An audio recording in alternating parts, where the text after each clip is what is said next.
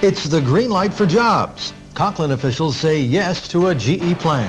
And Binghamton approves expansion plans for a city company. Good evening, I'm Sandy McCauley. And I'm Steve Craig. We'll have those stories and much more all next for you here on News Team 40 at 11. This is WICZ TV 40, Binghamton.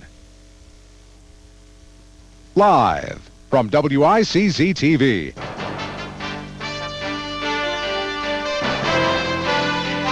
This is News Team 40 at 11 with Steve Craig and Sandy McCauley. Meteorologist Sharon Haase, weather. And Rob Powers on sports. Good evening, I'm Steve Craig. And I'm Sandy McCauley. Topping News Team 40 tonight, there was planning board approval for the concept plans for the building of a new General Electric facility in the corporate park in Conklin. The architectural and representatives from GE were on hand to brief the Conklin Planning Board. It gives the planning board members an idea as to the site location, the maintenance of buffer zones for surrounding residential areas, traffic patterns, and other factors such as that they might find important in their review of the program. This isn't the end of it, though. The planning board will get down to more specifics during the next two phases of the process. I think the planning board members were generally impressed with the thoroughness of the presentation tonight. That's always helpful for them. We have some other issues to explore in more detail.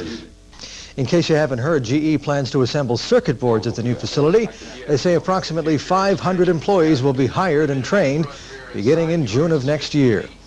Well, Binghamton lends a helping hand to the Binghamton Simulator Company. In a unanimous vote, the City Council approved a $600,000 loan to the fledgling company. The Simulator Company has been up and running since January and needs the money to add jobs to its operation. The City Council will use the money left over from its Community Development Block Grant to help out the Binghamton-based company. In other matters, the City Council could not agree on a resolution asking the county to limit property tax. The resolution was designed in response to the county's controversial 42% property tax hike. It essentially asked the county lawmakers to amend the county chapter by placing a limit on property tax increases in any given year. I just have a hard time, I guess. And we went around and around with this several months ago, if I recall correctly, about the same thing, telling the county what to do and how to do it. I'm not telling them what to do. I'm suggesting. And I made that clear in various pieces of correspondence with the news media, with my colleagues on council, with county representatives, verbally and written.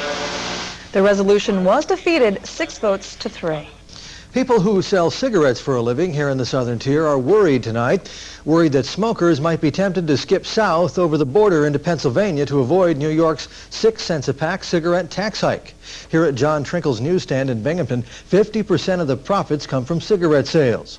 John predicts the new higher tax will hurt his business. Sure. I'm looking at least a 5 to 7% drop in cigarette sales. At least that, I would say. Hopefully not more than that. Another possibility, says Trinkle, is that smokers will stock up on Indian reservations where state taxes do not apply. And here is where some of the money raised from state taxes is going to go to help restore the old Washington